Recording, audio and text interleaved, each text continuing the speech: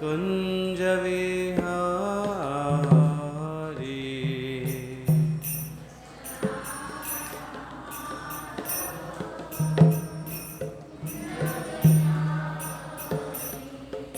जय राधा माधव कुंज विहारी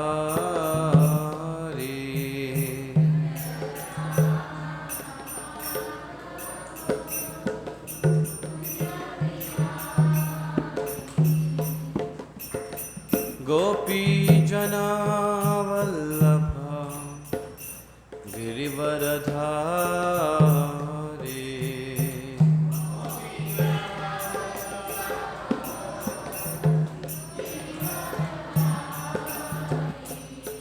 जय गोपी जन वल्लभ गिरिवरधारी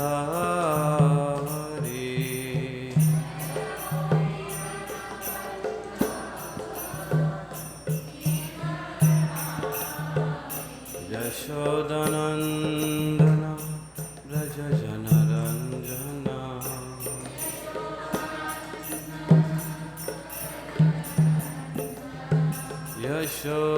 यशोदनंदन व्रज जनरंजना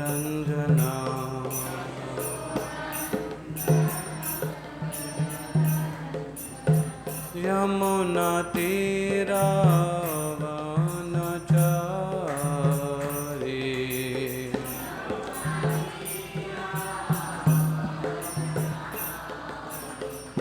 यमुना तीरा वनचारी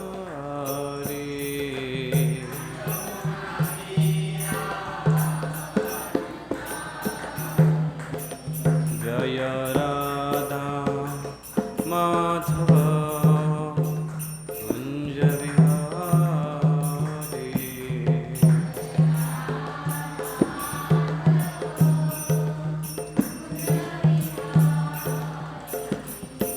गोपी जन वल्लभ गिरिवरधारी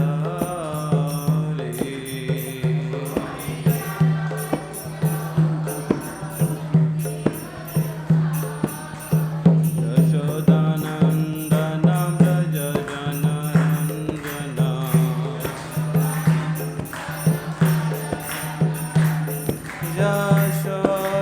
यशोदानंदन व्रज जनरंजना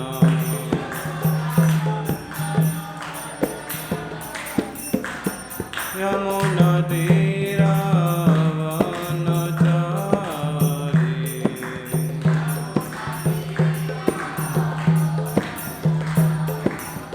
यमुना तीरा वनचारी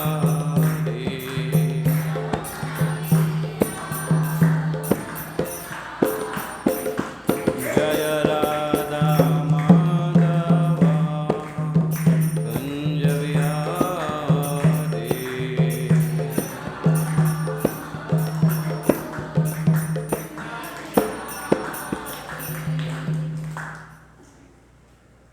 जय ओम विष्णुपाद परमहंस परिव्राजकाचार्य स्तोत्र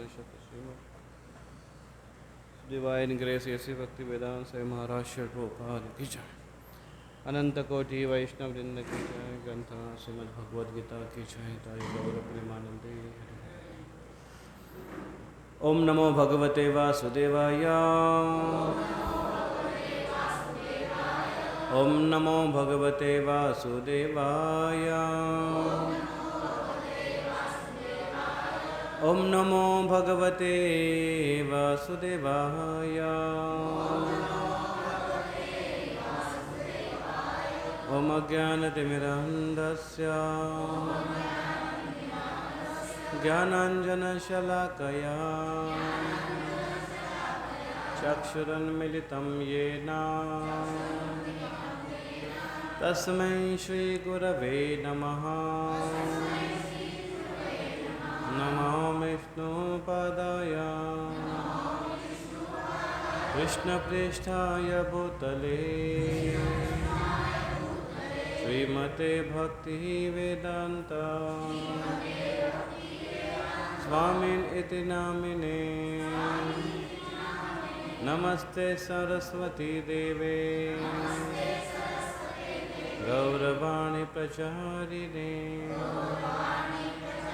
निर्विशेष शून्यवादी पाश्चात्यदेशतारिणे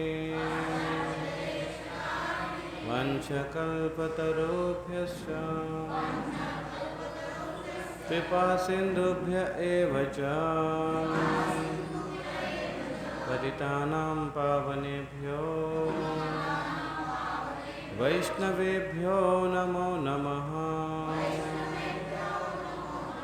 जय श्री कृष्ण चैतन्य प्रभु नित्यानंद श्री अद्वैत गदाधर श्रीवासदि गौर भक्तवृंद। हरे कृष्ण कृष्ण कृष्ण हरे हरे हरे राम राम राम हरे हरे।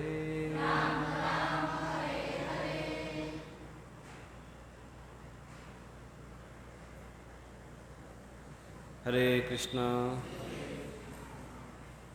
सभी भक्तों का स्वागत है।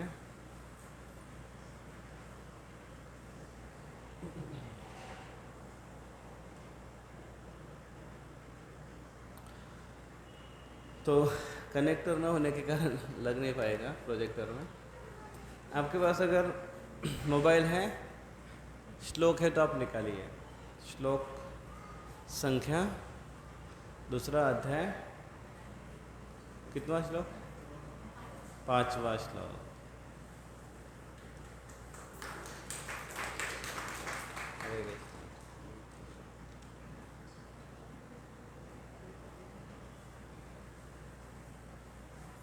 श्लोक नंबर 5 है आपके पास, या फिर ऐसे ही आप, मैं बोलता हूँ आप ध्यान से सुनिए। 2.5 है ना? नहीं, हम स्टैंडर्ड रखेंगे हिंदी। कोई भी आता है बीच में चेंज करना अच्छा नहीं है। मराठी भूल गया मैं।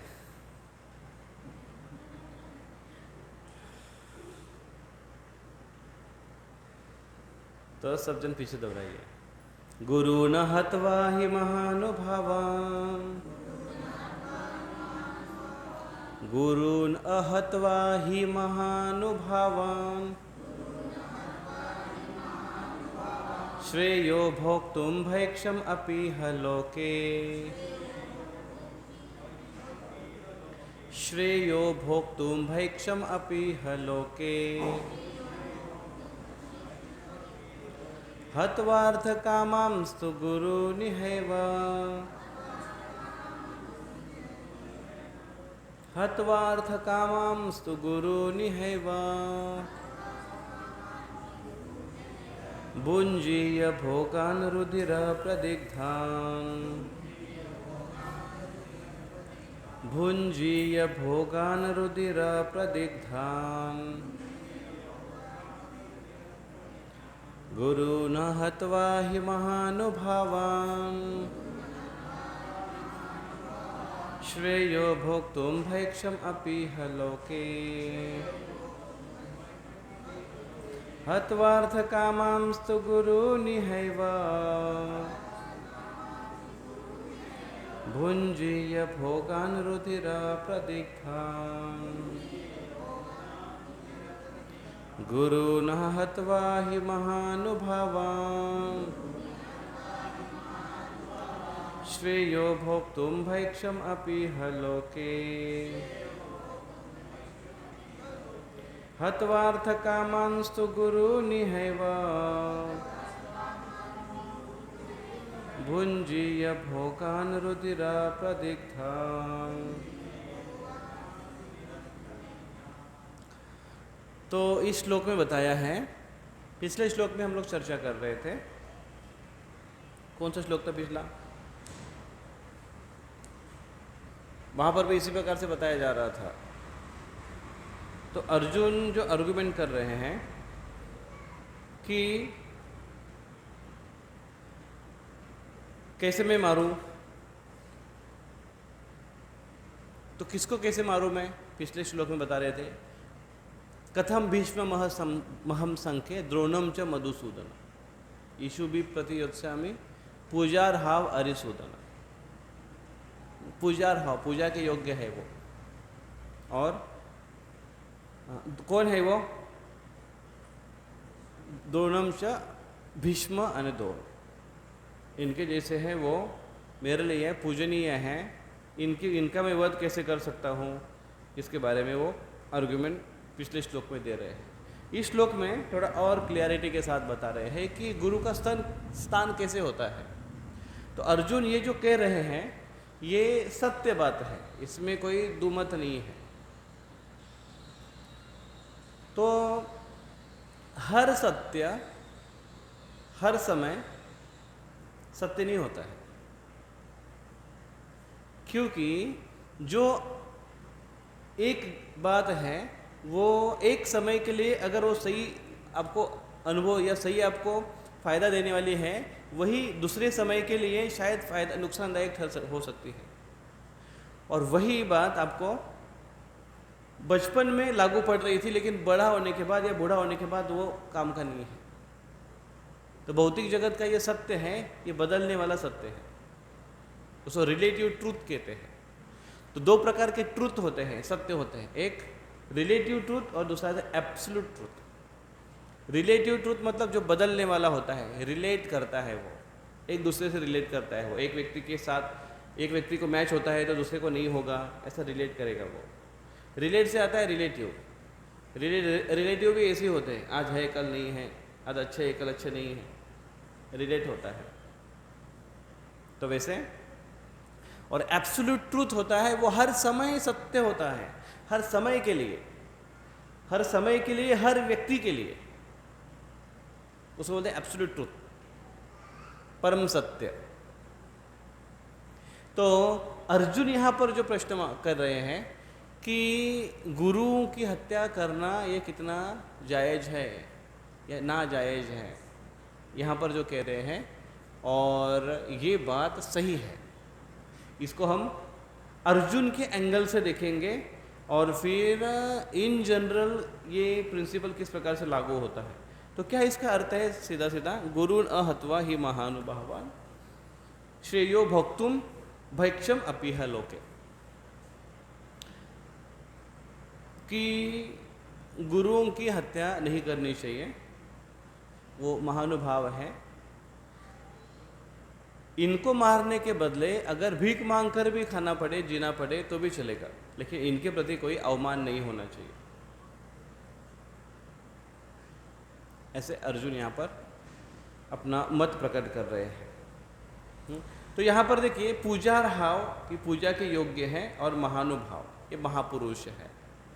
गुरु ये पूजा के योग्य होते हैं और गुरु ये महापुरुष होते हैं। थोड़ा इस शब्द पर चर्चा करेंगे आज हम, गुरु ये संज्ञा के ऊपर, क्योंकि गुरु को लोग किस प्रकार से उसकी धारणा रहती है गुरु के प्रति, तो ये दोनों एंगल को समझना बहुत हमको आवश्यक है।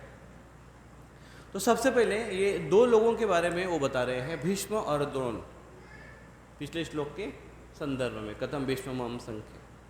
तो यहाँ पर देखिए, द्रोणाचार्य और भीष्म पितामह ये दोनों भी वयोवृद्ध है, ज्ञान वृद्ध है, तपस्वी है, गुण संपन्न है, संबंधी है और गुरु भी है। ये सब रोल उनमें है। वयोवृद्ध वो है दोनों भी, ज्येष्ठ है वो, ज्येष्ठ नागरिक, ज्येष्ठों के नागरिक, ज्येष्ठों के ज्येष्ठ नागरिक। ज्ञान वृद्ध है वो, द्रोणाचार्य ऑफकोर्स ज्ञान वृद्ध है। भीष्म पितामह ज्ञान वृद्ध है। भीष्म पितामह ये स्वर्ग में जाकर ज्ञान लेकर आए थे, शिक्षा लेकर आए थे, मार्शल आर्ट भी लेकर आए थे और शास्त्र का ज्ञान भी लेकर आए थे। स्वर्ग में, स्वर्ग की यूनिवर्सिटी में से लेकर आए थे, यहाँ की यूनिवर्सिटी में नहीं। तो बहुत बड़े टॉपर थे। तो वो जब यहाँ पर थे, पृथ्वी पर जब थे और वो अपना जो धर्म या अपना कार्य अदा कर रहे थे। तो उसके बाद लास्ट में ऐसे हुआ कि द्रौपदी का वस्त्रहरण हुआ। वस्त्रहरण होने के पहले वो दुशासन उनकी साड़ी खींचने वाला था, तो वो जाकर बड़े जो लोग बैठे हुए थे, ज्ञान वृद्ध वयोवृद्ध ये सब ऊपर के लाइन में बैठे हुए थे, तो ऊपर में लाइन में जो बैठे हुए थे बड़े बड़े कुर्सी पर, उसमें से 2 ही लोग केवल बैटल फील्ड में थे, बाकी तो धृतराष्ट्र वगैरह तो घर में बैठा था। तो उसमें भीष्म पितामह को पूछती है कि द्रोणा कि पितामह आप तो जानते हैं कि धर्म क्या है, क्या ये अधर्म हो रहा है, क्या ये धर्म हो रहा है मेरे साथ, क्या मेरे पति इस प्रकार से जुआ में हारे, क्या ये धर्म है, या धर्म के साथ उनको जीता गया है? और अगर मेरे पति हारे हैं तो हारने हुए व्यक्ति को जो ऑलरेडी हारे हुए हैं उनके पास कोई प्रॉपर्टी नहीं है, तो वो मुझे दांव पर कैसे लगा सकते हैं? क्या ये सही हुआ? ऐसे वो प्रश्न पूछ रही। तो उस समय भीष्म पितामह कहते हैं कि पुत्री मैं क्या बताऊँ, क्योंकि धर्म ये इतना आसान नहीं है धर्म को जानना। धर्म की परिभाषा कई एक समय पर अलग होती है, दूसरे समय पर अलग होती है, तो धर्म के बारे में कैसे समझा सकता हूँ? ऐसे बोलकर चुप बैठे। आगे चलकर भगवान ने रक्षा की, लेकिन जब कुरुक्षेत्र का युद्ध समाप्त हुआ, सबको मार दिया, भीष्म पितामह का शरीर छन्नी छन्नी कर दिया था, बाण ऐसे लगे हुए थे, आर पार हो गए थे, और एक उंगली रखने के लिए जगह नहीं थी, इतने बाण मारे थे। 2 बाण के बीच में एक उंगली रखने की जगह नहीं थी। कैसे बाण मारे होंगे? अर्जुन का निशाना कैसे होगा? कोई गोलियों से इतना छन्नी नहीं कर सकता किसी को। ऐसे हुआ था, उल्टा गिरे हुए थे बाणों के शैया पर। बाणों के शैया पर सोना आप कल्पना भी नहीं कर सकता है कोई व्यक्ति कि जिसके अंदर बाण घुसे हुए हैं। सपोज पैर में अपना, हमारे नीचे ऐसा कांटा है पैर के, और उसके ऊपर हम पैर दे रहे, पूरा बॉडी का वेट वो कांटे के ऊपर डाल रहे, कितनी वेदना होगी?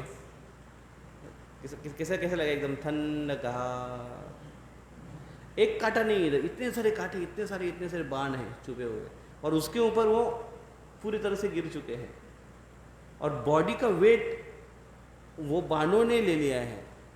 सोचिए ना वेदना क्या होगी। और ऐसे कर्राते हुए वो थे। उस समय जब लास्ट में आकर वो प्रश्न पूछते हैं युधिष्ठिर महाराज, क्योंकि युधिष्ठिर महाराज बहुत कंफ्यूज थे।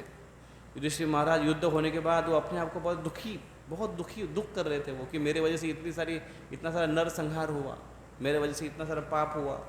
ऐसे उनके मन में ग्लानि हो रही थी, और इसलिए भीष्म पितामह के पास आए, और भीष्म पितामह को पूछ रहे कि मुझे आप ज्ञान दीजिए। और भीष्म पितामह उनको बताना शुरू किए, ज्ञान देना शुरू किए। तो जब भीष्म पितामह बोलना शुरू करे तो द्रौपदी हंसने लगी। द्रौपदी क्यों हंसने लगी पता है? द्रौपदी हंस रही है, वो बोली नहीं कुछ, और भीष्म पितामह जाने कि पुत्री क्यों हंस रही हो, मैं जानता हूं कि तुम क्यों हंस रही हो।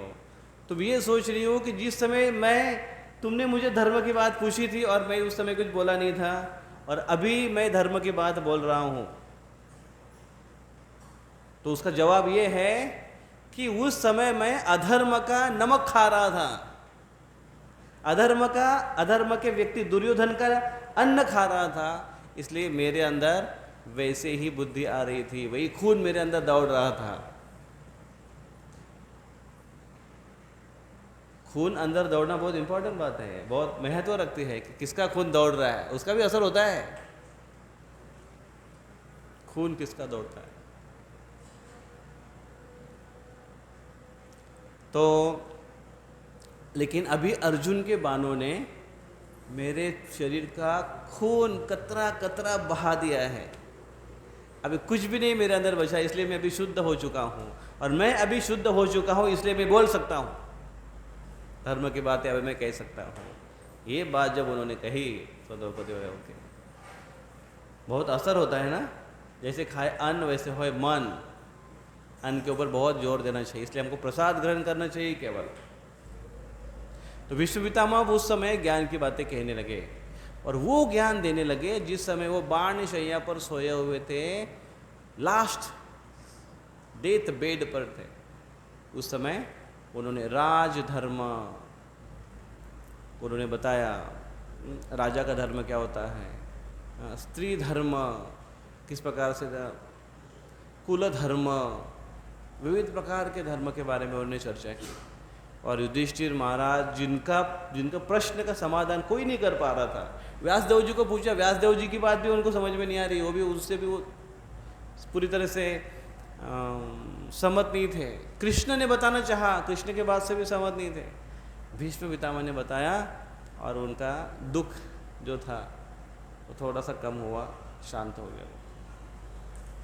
तो इस प्रकार से भीष्म पितामह ज्ञान वृद्ध भी थे, तपस्वी थे भीष्म पितामह। भीष्म पितामह ने जीवन भर क्या तपस्या की?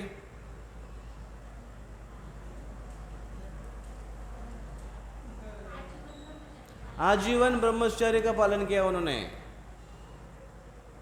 और वो भी राज्य में रहकर ब्रह्मचर्य का पालन करना। ये क्यों उस समय क्यों आसान था? आसान नहीं था क्योंकि राजा विलासी होता है, भोगी होता है, उसके पास तो बहुत सारी एंजॉय करने की वस्तुएं होती थी, इतनी सारी रानियां होती थी, इतना धन संपत्ति, ऐशो आराम, एक रुतबा है समाज में, बहुत मुश्किल है। लेकिन उसी समय बाहर जाते थे और कुछ समय ब्रह्मचर्य का पालन करते थे। जो साधु मुनि रहते थे वो जंगल में रहते हैं, तपस्या करते हैं, वहाँ पर विचलन डिस्ट्रैक्ट करने के लिए थोड़ा कम, विपदाएं थोड़ी कम आती हैं, व्यवधान थोड़े कम आते हैं, उधर भी आते हैं। पूर्व समय में ऐसा पता चलता है हमें कि उर्वशी आई, रंभा आई, नहीं अप्सराएं आई तपस्या भंग करने के लिए, कभी कभी होती थी वो।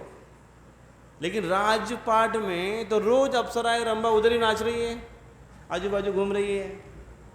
तो इस ऐसे समय पर ब्रह्मचर्य का पालन करना बहुत कठिन है।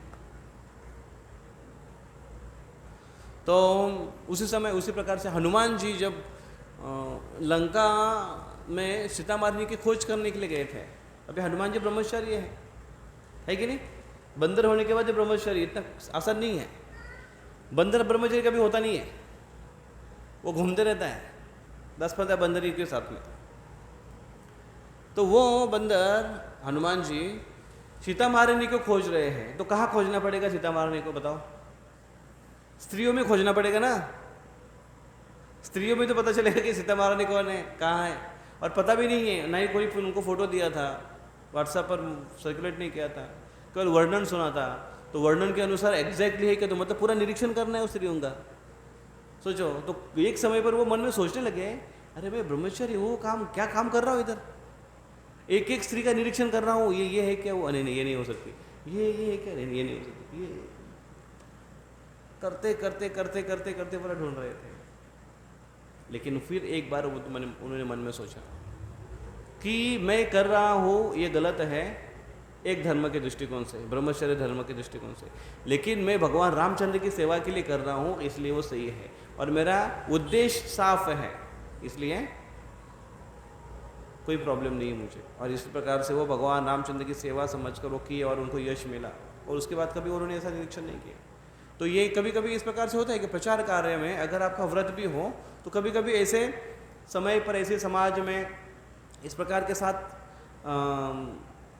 संपर्क में लाना पड़ता है। लेकिन ये बहुत कठिन है, बहुत मुश्किल है। और इस प्रकार से भीष्म पितामह तपस्वी भी थे, गुण संपन्न है वो, और गुरु भी है वो, मार्गदर्शक भी है। तो इस प्रकार से भीष्म पितामह इनके अंदर ये सारे गुण हैं। उसी प्रकार से द्रोणाचार्य के अंदर भी इसी प्रकार के गुण हैं। वो ज्ञानी भी है, तपस्वी भी है, वो दृढ़ता उनके अंदर बहुत है, इसलिए वो आया भी युद्ध कला सिखाने के लिए। ब्राह्मण होने के बाद भी युद्ध कला सिखाने के लिए आए, क्योंकि उन्होंने एक वचन लिया था, एक प्रतिज्ञा ली थी, क्योंकि जिन्होंने उनका अपमान किया था उनसे उनको प्रतिशोध लेना था। तो वो आए थे, और वो गुरु भी थे पांडवों के, कौरवों के भी। विद्या उन्होंने सिखाया, टीचर। तो टीचर भी गुरु होता है। गुरु विविध प्रकार के होते हैं। कितने प्रकार के गुरु होते हैं?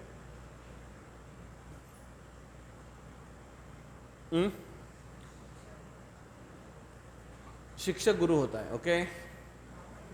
माता पिता गुरु होता है, और आध्यात्मिक गुरु गुरु होता है, और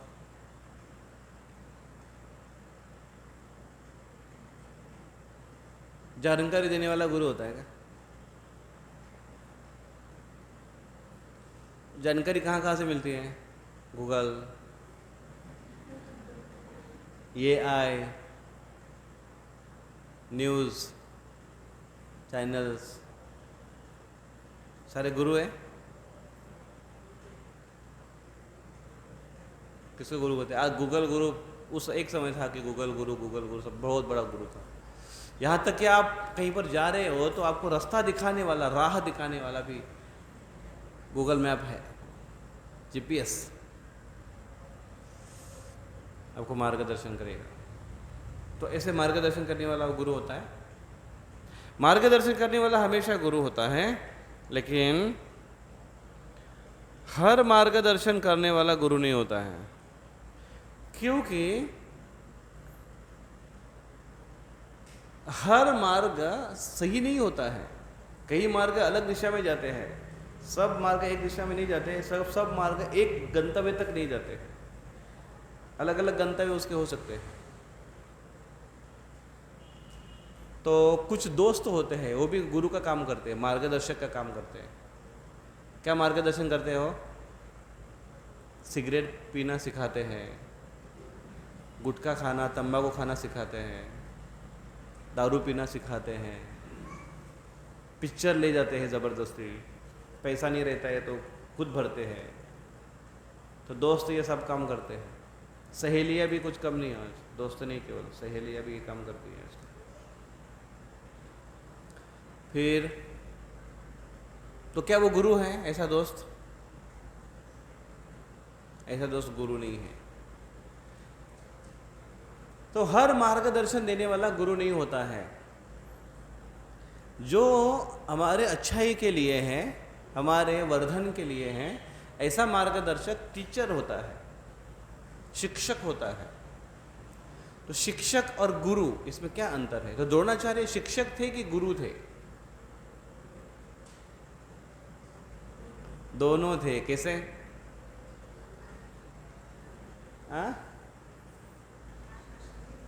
बाण चलाना सिखाया उन्होंने।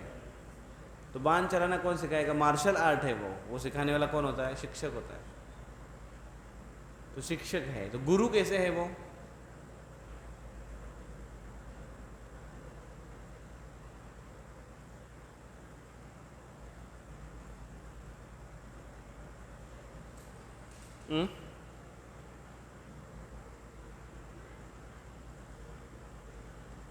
गुरु कैसे है बताइए?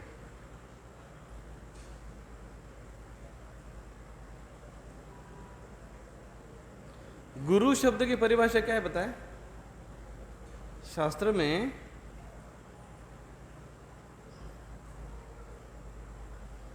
एक मेरे पास श्लोक था, ये मिल नहीं रहा है वो।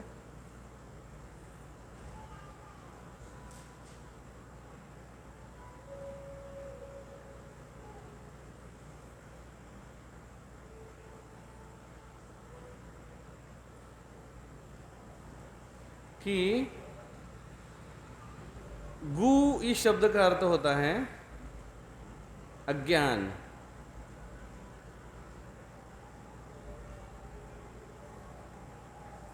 रु इस शब्द का अर्थ होता है जो हमें अज्ञान से बाहर निकाले, उसको गुरु कहते हैं।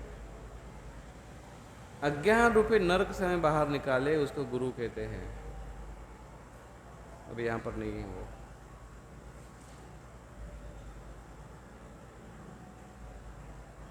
तो ज्ञान क्या है और अज्ञान क्या है? ज्ञान किसको कहते हैं और अज्ञान किसको कहते हैं?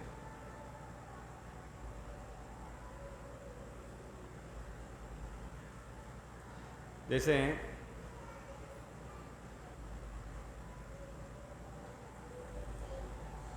अभी लेटेस्ट कौन सा मूवीज आया है? हाँ, छावा? नहीं नहीं, वो पुराना हो गया वो। हाँ, लेटेस्ट लेटेस्ट अभी कौन सा आता? आता थांबायचं? क्या बोल रहे माताजी? ते पिक्चरचं नाव आहे? बोला अभी आता थांबायचं नाही म्हणजे काय, कुठे जायचं कुठे? आता चालू आहे, आता थांबायचं नहीं, पिक्चरचं नाव आहे आता थांबायचं नाही। तो देखो, तो ये अभी लेटेस्ट कौन सी मूवी चल रही थी उसके बारे में मुझे अज्ञान था, तो माताजी ने ज्ञान दे दिया कि आता थांबायचं नहीं, हाँ नवीन मूवी आलेला है। तो ये भी ज्ञान हुआ। तो क्या वो ऐसा ज्ञान देने वाले गुरु हैं? नहीं। ज्ञान की परिपूर्णता कब होती है? उसको बोलते हैं सांख्य तत्व ज्ञान। सांख्य उसको कहते हैं जो पदार्थ और स्पिरिट इसका विश्लेषणात्मक अभ्यास करता है, उसे सांख्य तत्व ज्ञान कहते हैं। तो मैटर एंड स्पिरिट इसका बहुत ही विश्लेषण के अनुसार, विश्लेषणात्मक उसका कोई स्टडी है, तो उसको बोलते हैं सांख्य। और ये परिपूर्ण ज्ञान है, क्योंकि मैटर के बारे में, जड़ पदार्थ के बारे में जानकारी होनी आवश्यक है, और तभी जड़ पदार्थ से श्रेष्ठ जो स्पिरिट है, आत्मा है, उसके बारे में जानकारी होगी, और उससे श्रेष्ठ परमात्मा भगवान है उसके बारे में जानकारी होगी। ये परिपूर्ण ज्ञान होगा। तो अभी जो सिखाते हैं टीचर्स, वो केवल भौतिक ज्ञान है, पदार्थों का ज्ञान है, यहाँ पर जीवन जीने के लिए जो आवश्यक है उसका ज्ञान है। कि इसकी आवश्यकता है क्या हमें? बताओ, है कि नहीं है? है ना उसकी आवश्यकता, बिना उसके कैसे चलोगे? अगर उसकी आवश्यकता नहीं है, इधर अगर लाइट नहीं होती, पंखा नहीं होता, स्पीकर नहीं होता, तो क्या करते? उसकी आवश्यकता है कि नहीं? उसकी आवश्यकता है हमें जीने के लिए। लेकिन ये ज्ञान केवल हमें यहाँ तक सीमित रखेगा। इसके अलावा क्या है, इसका उपयोग हम अभी कर रहे हैं, ये शरीर सुख के लिए उपयोग नहीं है, ये आध्यात्मिक प्रगति के लिए इसका उपयोग कैसे किया जाए, इसके परे कुछ है क्या, इसका कनेक्शन कहीं ना कहीं है क्या, ये देखना आवश्यक है। जैसे फैन घूम रहा है, क्योंकि फैन के अंदर इलेक्ट्रिसिटी है। इलेक्ट्रिसिटी कहाँ से आई है? MESC, DCL, MB सिम्बी है कि नहीं? इलेक्ट्रिसिटी बोर्ड, वहाँ से हमें इलेक्ट्रिसिटी आती है। वहाँ पर कैसे बनती है इलेक्ट्रिसिटी? लाइट कैसे बनती है उधर? पानी और लाइट बनते? तो पानी तो अपने पास भी नल से आता है, रोज 2 वायर डाल दो उसके अंदर। कोळशावर? मग कोळसे घेऊन या दुकानातून, त्यात वायरी टाका, कशाला बिल भरायचं? लाईट कैसे बनते? सिस्टीम असते। हां, कसले असते ते? कसं असतं ते प्लॅन प्रोजेक्ट कसं करतं काम? कसं काम करतं ते? देखिए, हाँ बराबर।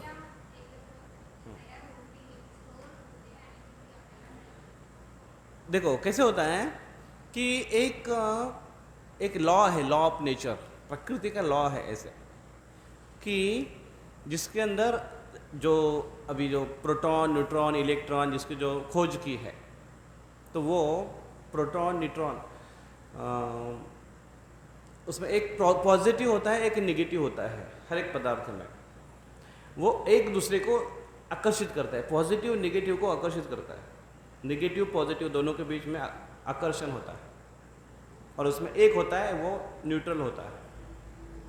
ये प्रकृति का लॉ है, और यही लॉ ऑफ अट्रैक्शन ये सब जगह आपको दिखाई देता है, हर जगह आपको दिखाई देगा। ये इसी के बलबूते पर सृष्टि चल रही है।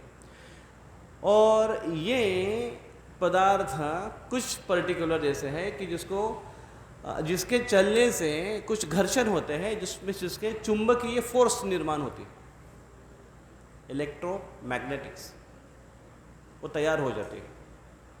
और जो चुंबकीय क्षेत्र तैयार होने के कारण उसके द्वारा कुछ बड़े बड़े टरबाइन्स होते हैं, उसको घुमाए जाते हैं,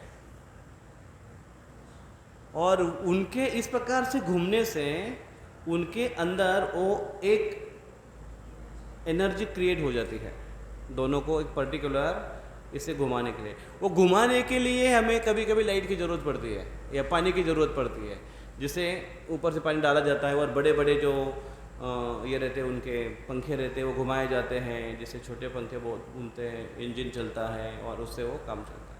वो उसका उपयोग, तो ये बड़े बड़े जो पंखे घुमाने के लिए लाइट पानी का उपयोग होता है, हवा का उपयोग होता है। बट जहाँ पर बहुत ज़्यादा हवा चलती है पहाड़ों पर, वहाँ पर वो पवन क्या बोलते हैं उसको, पवन चक्की ऐसा बोलते हैं, तो वहाँ से भी लाइट बनती है क्योंकि वो घुमाए जाते हैं वैसे। तो घुमाने का सिस्टम है, उससे इलेक्ट्रिसिटी तैयार हो जाती है। उसको स्टोर करने की बैटरी जिसको बनाई गई है, वो स्टोर करने की सिस्टम बनाई गई है। तो ये तैयार किया है, अभी हम तैयार किए हैं उसको, लेकिन हम इस भौतिक पदार्थ के भीतर जाकर वो किस प्रकार से काम करता है उसका मैकेनिज्म देखने के बाद हम उसके डीप रूट पर ये जाएंगे। लेकिन वो ऐसा घुमाने से वो ऐसे ही बनता है, क्यों ऐसा क्यों होता है? वो लॉ बनाया किसने? वहां तक व्यक्ति डीप रूट तक जाएगा, वो बनाया है किसने? वो बनाने वाली शक्ति बहुत बहुत महान शक्ति है, भौतिक प्रकृति की शक्ति है। और ये भौतिक प्रकृति ये किसके अंदर काम करती है? कृष्ण कहते भगवद्गीता है, मय्या अध्यक्षेण प्रकृति सूयते सचराचरम हेतु नाने न कौनते है जगत भी परिवर्तते। ये सृष्टि मय्या अध्यक्षण है, मेरे अध्यक्षता के नीचे कार्य करती है। तो ये इस प्रकार से हम उसको समझ सकते हैं। तो केवल ये टेक्निकल नॉलेज देना या मैकेनिज्म केवल समझाना ये टीचर का काम है, लेकिन मैकेनिज्म के डीप रूट और वो लॉज के बारे में बताना और लॉज क्रिएटर के बारे में बताना ये गुरु का कार्य है। और गुरु होता है वो सब चीज़ बताता है, टेक्निकल मैकेनिज्म भी बताता है और उसका डीप जो उसका रूट कॉज है, मूल धातु है उसका उगम कार्य स्थान है, वो भी बताता है हमको। तो इसलिए वो होता है, उसको आध्यात्मिक हम गुरु कह सकते हैं, उसको गुरु कह सकते हैं। तो अभी बताइए कौन गुरु है?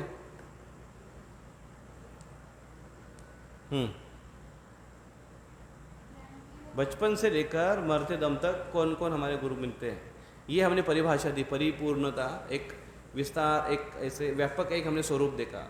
उसके अनुसार हम किस प्रकार से कह सकते हैं, किसको गुरु कह सकते हैं? जन्म से लेकर मरते दम तक हमारे जीवन में ऐसे समझाने वाले किस किस प्रकार से गुरु आते हैं, वो बताइए। कौन बोल रहा था इधर? मराठीत बोला तरी चालेल।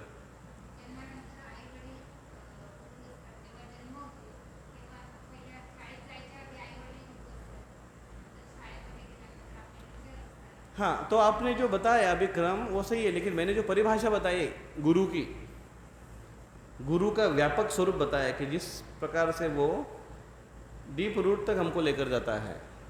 तो ये इस परिभाषा के अनुसार बचपन से हमें कितने कौन से स्टेप पर गुरु मिलते हैं बताओ?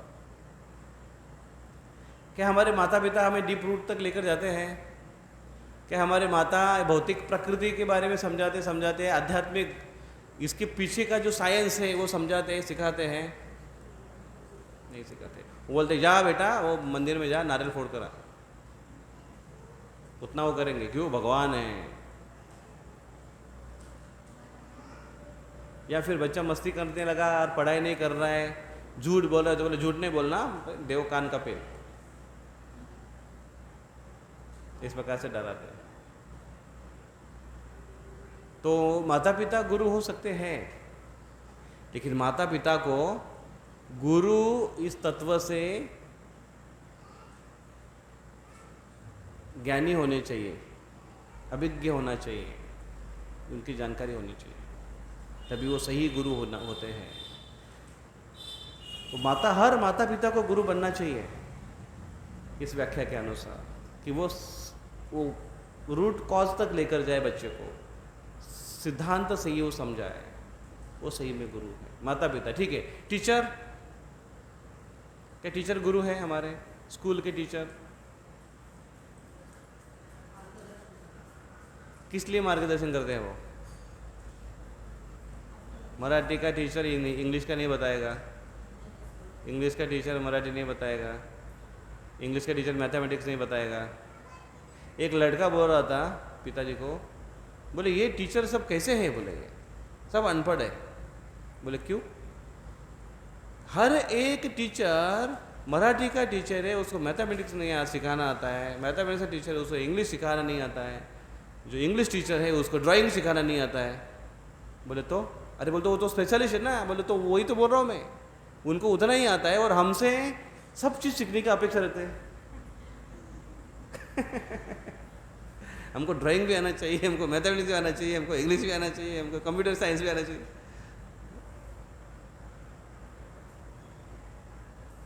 टीचर भी गुरु हो सकते हैं, बताइए कैसे? टीचर कैसे गुरु हो सकते हैं? टीचर है वो एक विषय सिखा रहा है, वो टीचर है, शिक्षक है वो गुरु कैसे बन सकते हैं बताइए?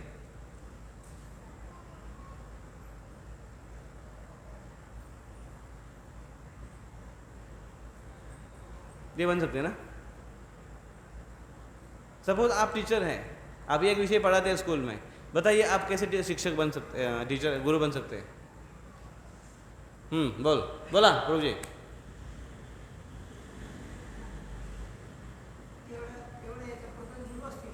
हां, पण ते त्यांना गुरु जर आता ते ठीक आहे, ते फक्त तेवढे शिकवतात म्हणून ते शिक्षक आहेत, पण जर त्यांना गुरु बनायचं आहे किंवा शिक्षक पण गुरु बनायला पाहिजे, तर मग काय अपेक्षा आहे की त्यांनी काय काय शिकवायला पाहिजे? बताओ कैसे, बताओ ना कैसे। हाँ बताओ कैसे, कोई एक विषय लेकर। हाँ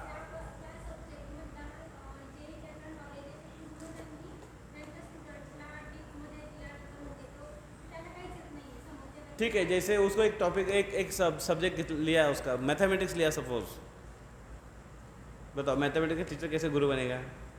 कोई भी एक सब्जेक्ट लेके बताओ ना, इंग्लिश का सब्जेक्ट कैसे गुरु बनेगा? मराठी का सब्जेक्ट कैसे गुरु बनेगा? हाँ जो भी आपको समझा सकते हो, हाँ बताओ। जितना आता है उतना पढ़ाएगा और ऑफिस में जाकर बैठेगा कूलर के सामने, बोलो ना, उतना ही। कैसे गुरु कैसे बनेगा?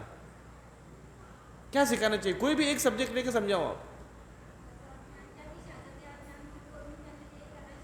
वही, लेकिन कैसे? एग्जाम्पल देकर बताओ। वो मराठी में रहता, देखो मुहावरों को वाक्यात उपयोग करून सांगा, मग सांगा आता वाक्यात उपयोग करून। एक विषय घ्या, सायन्स घ्या, सायन्स किती कनेक्टेड है। हाँ बताओ, सायन्स लेकर, सायन्स का टीचर है वो कैसे गुरु बन सकता है?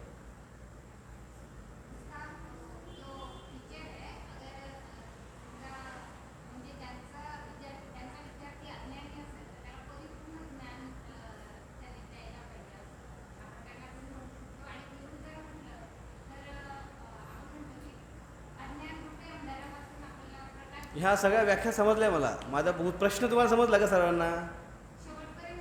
प्रश्न समजला का? प्रश्न हा आहे की वाक्यात उपयोग करून सांगा। एक विषय घ्या, सायन्स विषय आहे आणि तो सायन्स विषय शिकवणारा तो आता शिक्षक आहे, तो सायन्सच्या मुळापर्यंत कसा घेऊन जाईल आणि त्याचा मूळ कारण त्याचा भगवंत कसे आहेत हे कसं समजवून देईल, ये मेरा क्वेश्चन है।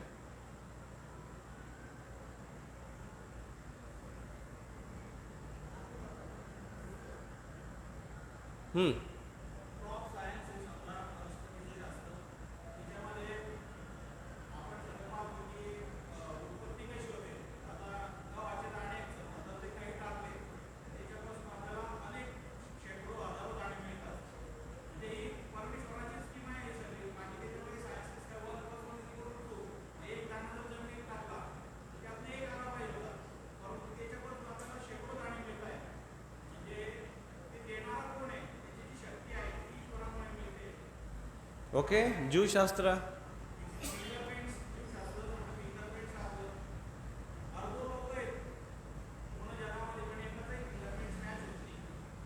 सेम सेम होत नाही. हां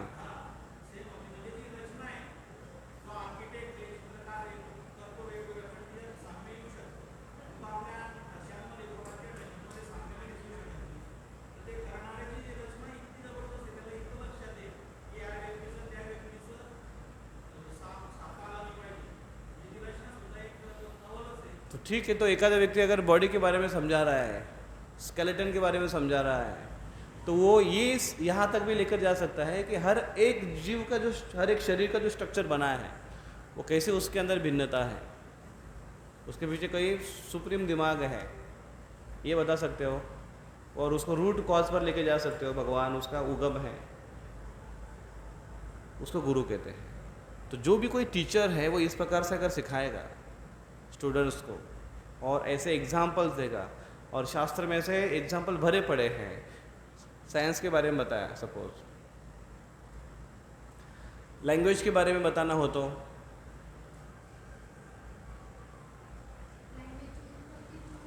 कोई भी लैंग्वेज अगर सिखा, लैंग्वेज का टीचर हो और अगर बच्चों को सिखा रहा है तो कैसे वो भगवान के रूट कॉज पर कैसे लेके जा सकता है कि इसका रूट, मूल धातु उसका भगवान है, कैसे बता सकता है वो.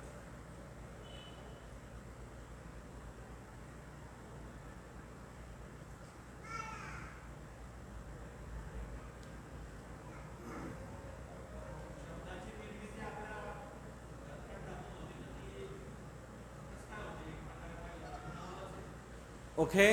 साउंड, भाषा. तो भाषा बनाई किसने, इतनी सारी भाषा, और हर एक भाषा का अपना एक ग्रामर होता है. हर एक ग्रामर के पीछे उसका मूल धातु होता है. और हर एक भाषा मूल धातु उसका अगर कनेक्टेड आप लेकर जाएंगे तो वो संस्कृत भाषा, जिसको बोलते थे देवनागरी भाषा, वहाँ तक लेकर जाता है. लैटिन वर्ड होता है उसका मूल धातु होता है. तो वो मूल धातु हर एक लैंग्वेज का वो आपको रूट कॉज में लेकर जाएगा, तो संस्कृत के अपन लेकर जाएगा. तो संस्कृत इसलिए कहते हैं, संस्कृत सारे भाषाओं की जननी है. और संस्कृत भाषा को देवनागरी भाषा कहते हैं. देवता लोग उसको बोलते थे, अभी भी बोलते हैं.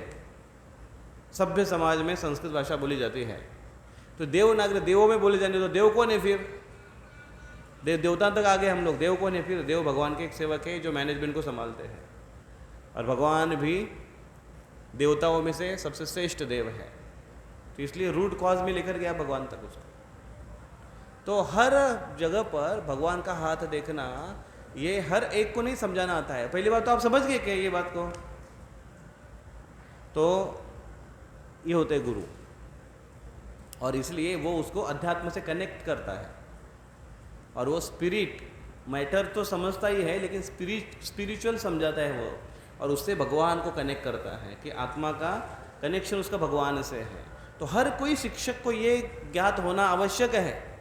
आप अगर बड़े बड़े सेमिनार भी ले रहे हो, लोगों को कृषि विज्ञान ज्ञान दे रहे हो, पानी बचवा पानी फिरवा, तो बताओ कि पानी का सोर्स क्या है. अन्नाद भवंती भूतानि पर्जन्यात अन्न संभवा. अन्न पर्जन्य से बनता है, लेकिन पर्जन्य बारिश कहाँ से आती है, यज्ञात भवती पर्जन्य. यज्ञ कर्म समुद्भव, भगवद गीता में कृष्ण कहते हैं. बारिश कैसे होगी, कहाँ से जल आएगा.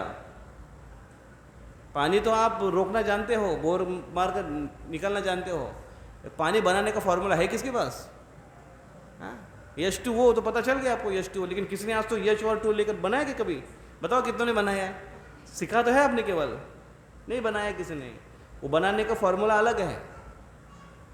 यज्ञात भवती पर्जन्यो, वो यज्ञ है, वो हर युग का अलग अलग यज्ञ होता है, युग धर्म होता है.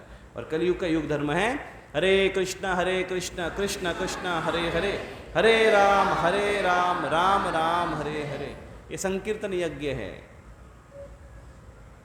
तो इसलिए ये रूट कॉज तक हमको जाना आवश्यक है. और जहाँ पर भी हमें सिखाने का मौका मिलता है, हमने इस प्रकार से सिखाना चाहिए. और इसलिए चैतन्य महाप्रभु कहते हैं, भारत भूमि ते जन्म हैल, मनुष्य जन्म जार, जन्म सार्थक करी कर परोपकार. जो मनुष्य जन्म जिसका भारत में हुआ है, वो बहुत विशेष व्यक्ति है, बहुत विशेष व्यक्ति है वो. उससे सबसे पहले क्या करना चाहिए, अपना जीवन सार्थक करना चाहिए. जन्म सार्थक करी कर परोपकार, फिर दूसरे के ऊपर उपकार करो. खुद का जन्म सार्थक नहीं, दूसरे का उपकार कैसे करेगा. खुद के लाले पड़े हैं, दूसरों को क्या समझाएगा? अगर मेरे पास 500 रुपये है तो मैं दूसरों को कितना दे सकता हूँ? बताओ, नहीं दे सकता हूँ ना। क्यों दूँ मैं? यही मैं अगर आपको पूछता था कि आपके पास 500 रुपये हैं, आप दूसरों को कितने देंगे? आप बोलेंगे क्यों, लेकिन दूँ क्यों मैं? लेकिन अगर देने के बाद है तो आप 500 से कितना दे सकते हो? 500 से कम ही दे सकते हो ना। 500 से ज़्यादा देंगे क्या आप? नहीं देंगे। तो इसलिए हमारे पास होना बहुत आवश्यक है। पहले जन्म सार्थक करी और कर परोपकार, दूसरों को उपकार करना चाहिए। जार देख तार कह कृष्ण उपदेश, हमारा आज्ञा गुरु है तार यही देश। चैतन्य महाप्रभु कहते हैं जार देख तार कहो कृष्ण उपदेश। इस प्रकार से उसने कृष्ण का साइंस सबको बताना है। रूट कॉज है इस सृष्टि का, वो भगवान है, वो सबको जाकर बताओ, कृष्ण चैतन्य महाप्रभु कहते हैं। और ऐसा कर कर क्या करो, हमारा आज्ञा है गुरु है, हमारी आज्ञा है गुरु बनो। क्यों? भारत में जन्म लिया है ना, सारे विश्व का गुरु है वो। गुरु बन तार यही देश, ये देश को तारो, ये पृथ्वी पर जितने देश है सबको तारो। क्योंकि भारत के पास ये आध्यात्मिक ज्ञान है। आध्यात्मिक ज्ञान यानी आंखें, ज्ञान अंजन शलाकया। इसलिए पाश्चिमात्य संस्कृति, ये उनके पास धन संपदा बहुत है, उनके पास मटेरियल फैसिलिटी बहुत है, तो इसलिए वो एक बहुत शक्तिशाली, एक अच्छा एक पहलवान के जैसा है वो। लेकिन उसके आध्यात्मिक उसके पास दृष्टि नहीं है, इसलिए वो अंधा है। तो पाश्चिमात्य देश के लोग जो है वो बहुत अट्टे गट्टे हैं, बहुत मजबूत हैं, शक्ति उनके पास बहुत है, लेकिन आँखों के अंधे होने के कारण वो उनको दिशाहीन है, इसलिए भटक रहे और कुछ भी कर रहे हैं जो मन में आता है। लेकिन भारत के पास आंखें हैं लेकिन भौतिक दृष्टिया वो पंगु है। तो दोनों का कॉम्बिनेशन ये है। प्रभुपाद जी कहते थे कि जो अंधा है वो लंगड़े को अपने कंधे पर बिठाए तो दोनों का प्रॉब्लम सॉल्व हो जाएगा। जो अंधा है उसको लंगड़ा है उसके कंधे पर बैठे उसको रास्ता दिखाएगा, चलो इस रास्ते से, लेफ्ट राइट आगे, इस प्रकार से समझाकर उसको लेकर जाएगा। और वो अकेला वो खुद नहीं चल सकता है। जिस प्रकार से भारतीय हमारे फिर भी अभी भारत हमारे तरक्की के मार्ग पर है ही, लेकिन इस प्रकार से एक उदाहरण है क्योंकि वो बहुत ज़्यादा एडवांस है। तो दोनों को कॉम्बिनेशन इस प्रकार से हो सकता है। तो उसी को अगर लेकर आप देखें तो भौतिक प्रगति ये सशक्त व्यक्ति के जैसे है और आध्यात्मिक ज्ञान ये आँख वाला लेकिन पंगु व्यक्ति के जैसे है। लेकिन जब भौतिक प्रगति यानी कि मेडिकल एडवांसमेंट या वैज्ञानिक प्रगति और आध्यात्मिक ज्ञान, ये दोनों का अगर एक जगह अगर मिश्रण किया जाए, एक जगह अगर लाया जाए तो बहुत अधिक व्यक्ति प्रगति कर सकता है।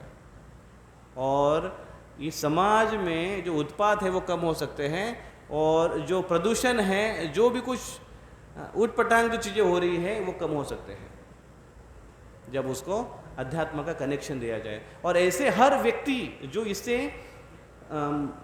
सचेत बने, इससे समझे, ये साइंस को समझे, आध्यात्मिक ज्ञान को समझे और वो भौतिक ज्ञान जहाँ जहाँ उसको आता है वहाँ से उसको कनेक्ट करने की कोशिश करे। ये बहुत महत्वपूर्ण है। आगे चलकर उसको ऐड करना ही होगा। इसलिए धीरे धीरे देखो वो वैल्यू एजुकेशन लगाना शुरू कर रहे हैं क्योंकि जीवन में उसके बिना वैल्यू नहीं है। पहले देखो हर एक स्टूडेंट को अपने अपने एक सब्जेक्ट होते हैं। इंजीनियर में जाएगा तो फर्स्ट ईयर में सारे सब्जेक्ट उसको डाल देते हैं, जो उसको काम के भी नहीं वो भी डाल देते हैं उसके अंदर। डिग्री में भी बहुत सारे सब्जेक्ट लेकर घूमते हैं, लेकिन बाद में जब स्पेशलाइजेशन आता है तो केवल उसी के रिलेटेड केवल सब्जेक्ट आ जाता है। लेकिन आजकल तो डिग्री में भी वो पर्यावरण संतुलन का, पर्यावरण के बारे में यह सब्जेक्ट कंपलसरी डाल दिया सबको। क्यों डाल दिया है पर्यावरण? वो बच्चे ध्यान भी नहीं देते हैं, ऐसे लिख देते कुछ भी। लेकिन फिर भी वो क्यों कंपलसरी किया है? क्योंकि पर्यावरण की हानि इतनी हो रही है। सृष्टि का सब कुछ लेते हैं, पर्यावरण का सब कुछ लेते हैं, लेकिन पर्यावरण प्रोटेक्शन करने का उसको विज्ञान ही नहीं है बच्चों के पास। वो एक्सप्लॉइट करना जानते हैं केवल, उसकी दुर्दशा करना जानते हैं केवल, इसलिए उसकी आवश्यकता है। तो ये तो केवल पर्यावरण की बात हुई, लेकिन पर्यावरण आखिर प्रकृति है। प्रकृति नेचर कहाँ से आया है? भगवान से आया है। तो अल्टीमेटली अगर गॉड, भगवान का साइंस अगर सबको सिखाया जाए तो सब जगह व्यक्ति हर प्रकार से व्यवहार करते हुए हर व्यवहार में उसकी दक्षता आएगी, क्योंकि हर चीज के रूट में वो भगवान का कनेक्शन देखेगा। और इस प्रकार से वो सही साइंस समझ पाएगा। ये सिखाना और समझना आवश्यक है और सिखाना आवश्यक है, और वो सिखाने वाले गुरु होते हैं। इसलिए गुरु का स्थान बहुत महत्वपूर्ण है, अर्जुन बता रहे हैं, क्योंकि गुरु ये सब समझाते हैं। ठीक है, तो अध्यात्म में हम आते हैं। तो अभी गुरु, हाँ,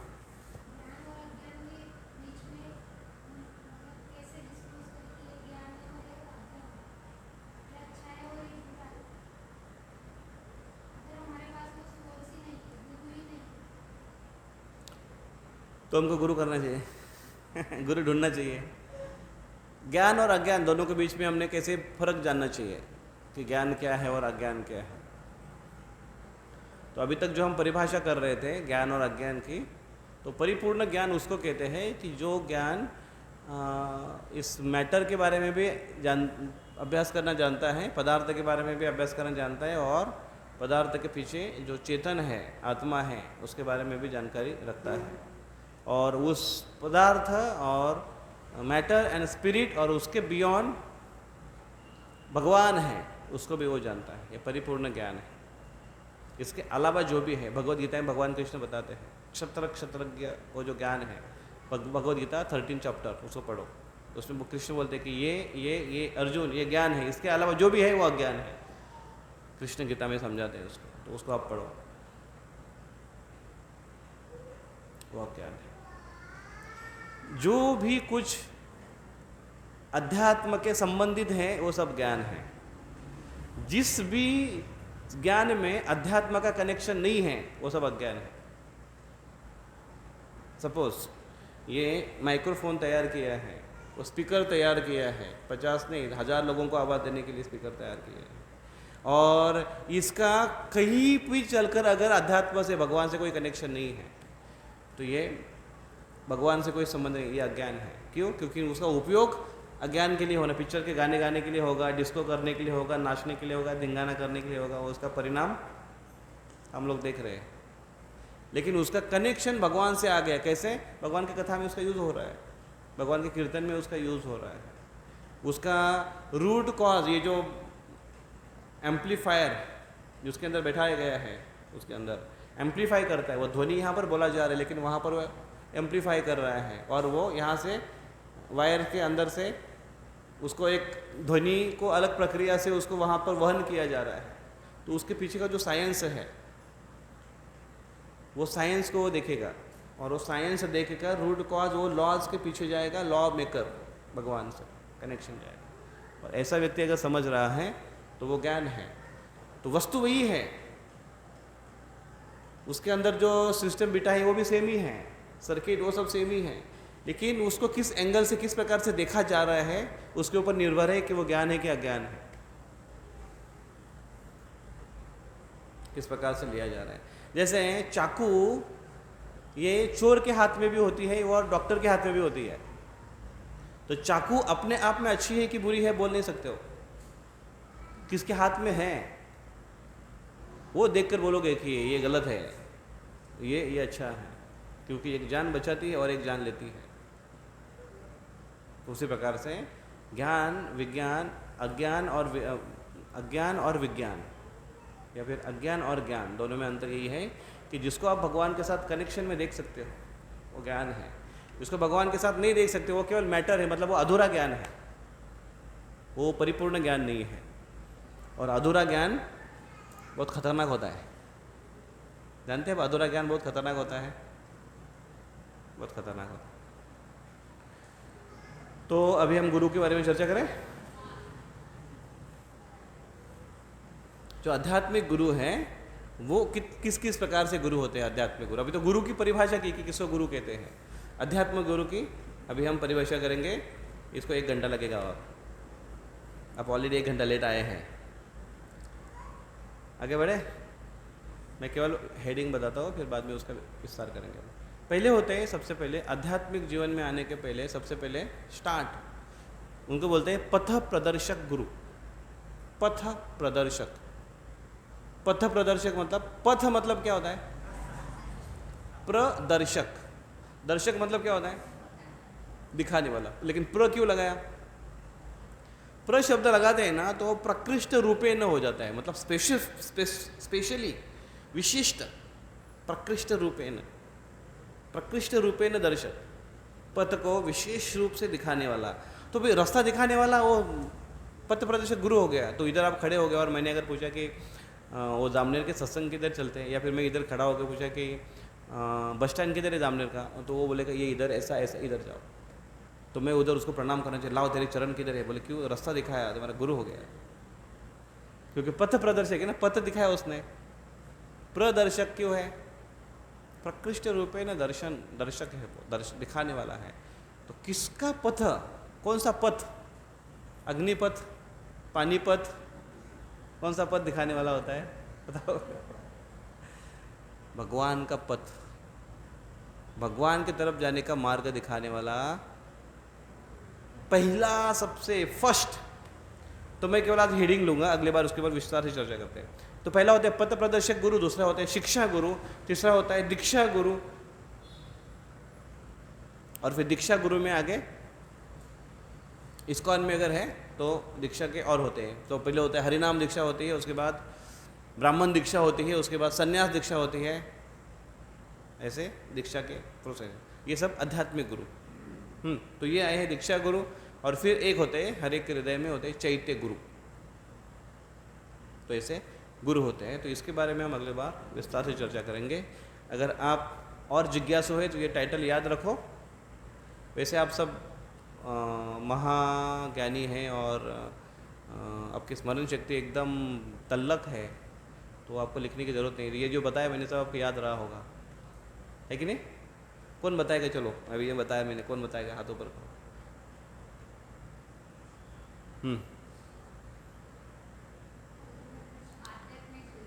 हाँ, तो पहला पद प्रदर्शक गुरु, शिक्षा गुरु, दीक्षा गुरु। अपने प्रभु जी किधर है? रिक्शा, मुझे रिक्शा गुरु बोल रहे हो? हाँ, दीक्षा गुरु। और फिर हाँ, ब्राह्मण दीक्षा गुरु में वैरायटी बताई मैंने, लेकिन मेन हेडिंग दीक्षा गुरु और चैत्य गुरु। 4 ये टाइटल लेके हमने। तो इसको याद रखिए आप। सही में आपको लिखने की ज़रूरत नहीं, मतलब जामनेर के पतना भक्त बड़े होशियार है। कल पूछता हूँ मैं फ़ोन करके एक को, याद रखो इसको। तो बहुत आवश्यक है इसको कि नोट डाउन करो, उसको रिमाइंड करो, उसको क्या क्या चर्चा की, हेडिंग है उसको ये करो। ये आपको बने बनाया रेडीमेड यहाँ वहाँ का सबका रेफरेंस एक जगह पर मिलता है। उसको अगर कल कहा गया कि गुरु के बारे में आप थोड़ा बताओगे कुछ, तो आपके पास ऑलरेडी लेक्चर प्रिपरेशन किया हुआ है, आपने कहीं सुना हुआ है, टाइटल आपने लिखा है, एग्जाम्पल के साथ आपने लिखा हुआ है, और आपको बोला तो आप आधा क्या 2 घंटा ऐसे बोल दोगे उसके, क्योंकि आपके पास नोटबुक भरा हुआ है। नहीं तो कलयुग की स्मरण शक्ति है, आप ही याद रहेगा आपको। कल देखो 2 दिन के बाद आप याद करो कि, या कल याद करो सवेरे उठने के बाद क्या सुना था कल,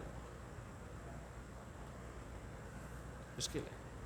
कहीं नोट डाउन करना चाहिए। एक डायरी लेकर आने में प्रॉब्लम नहीं है, एक नोटबुक रखना चाहिए, एक पेन रखना चाहिए, नोट डाउन करना चाहिए, हेडिंग उसमें लिखना चाहिए, कम से कम एग्जाम्पल लिखने चाहिए उसमें। करना चाहिए क्या? ये सब करना चाहिए ना, करना चाहिए सब चीज़। अगली बार सब लोग अपना अपना एक डायरी और एक पेन लेकर आना। हर एक का अलग अलग होना चाहिए डायरी, नहीं तो दूसरे ने नोट बनाया उसका मोबाइल फ़ोटो निकाल के ले लिया, वो रहता नहीं है। ऐसे कितने फ़ोटो निकाले हमने, सब गायब हो जाते हैं। नोटबुक में बना रहेगा वो, कभी भी आप उसको यूज़ कर सकते हैं। तो अगली बार लेकर आइए, और हम इसके ऊपर विस्तार से चर्चा करेंगे कि पथ प्रदर्शक गुरु कौन होते हैं, हमारे पथ प्रदर्शक कैसे हुए, इसके ऊपर हम थोड़ा चर्चा करेंगे। हम थोड़ा उसके ऊपर सोचेंगे कि कौन हमारे जीवन में आए क्या, इससे पहले कौन है, ये डाटाबेस में इसकी एंट्री होती है। इस्कॉन के डाटाबेस में इसकी एंट्री। तो पद प्रदर्शक गुरु हैं, फिर शिक्षा गुरु हैं, दीक्षा गुरु हैं, चैत्य गुरु। अगली बार इसके ऊपर चर्चा करेंगे। जय श्रीमद् भगवद गीता की जय, श्री श्री राधा मुरलीधर भगवान की जय, गौर निताय की जय, जगत गुरु श्रील प्रभुपाद की जय, गौर प्रेमानंदे हरे हरे, हरे कृष्णा। हाँ, अभी किसका प्रश्न है?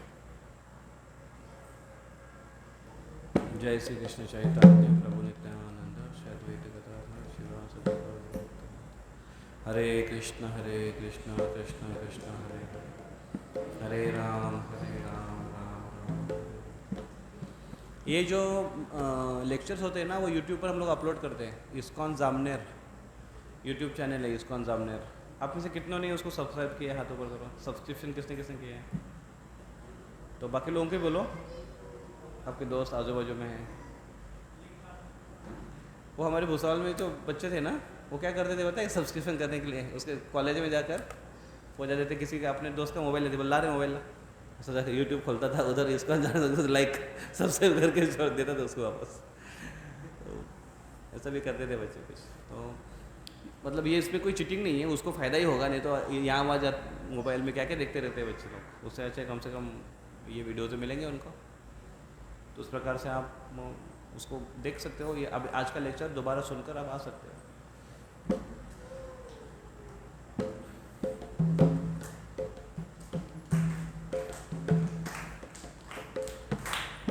हरे कृष्णा कृष्णा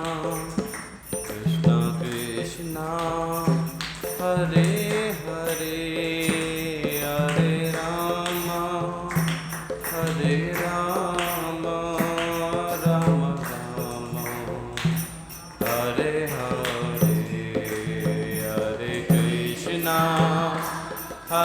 कृष्णा हरे हरे, हरे राम राम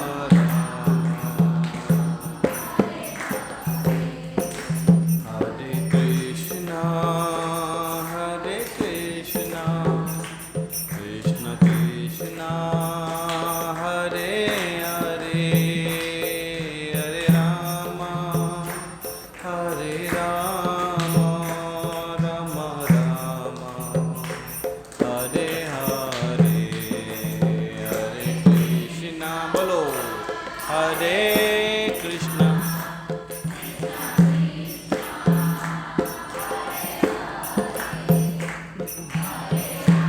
राम हरे राम राम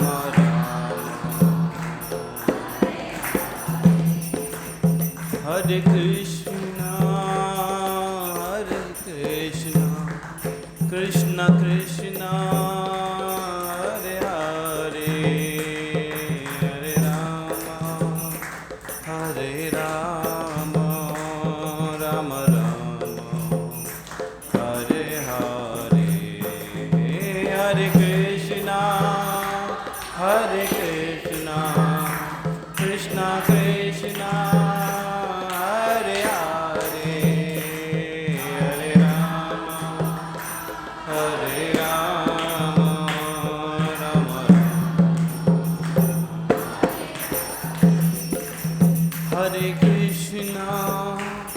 हरे कृष्णा कृष्ण कृष्णा हरे हरे, हरे Ram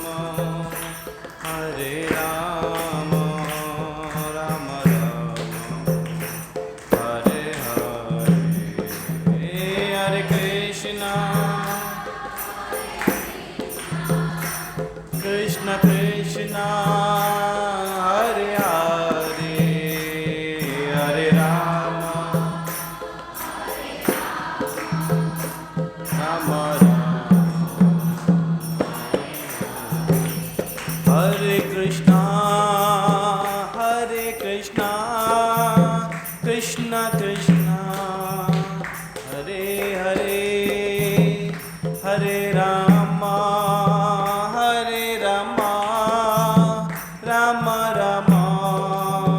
Hare Hare, Hare Krishna Krishna, Hare Hare, बोलो हरे रामा, जोर से राम राम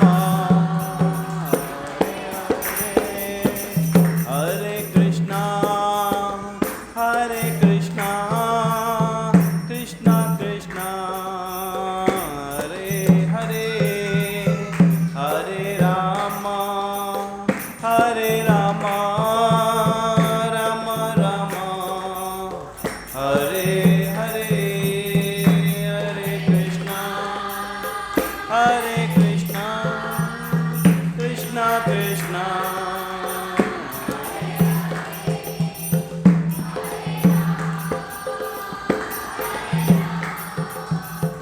राम राम हरे कृष्णा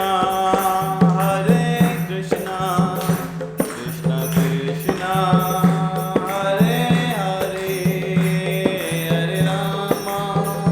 हरे राम राम हरे हरे, हरे कृष्णा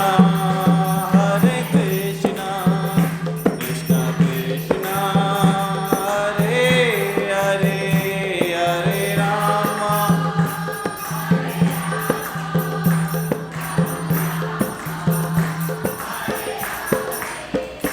हरे कृष्णा कृष्णा कृष्णा हरे हरे, हरे राम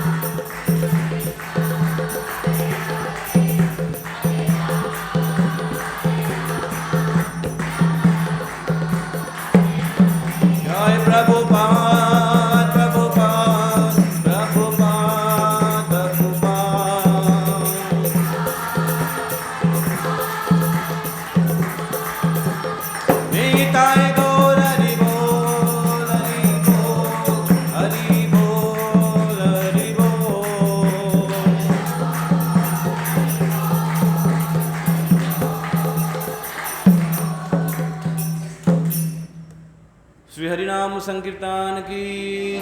श्री श्री राधा मुरलीधर भगवान की जय। महाप्रसादे गोविंदे नाम ब्रह्मणि वैष्णव।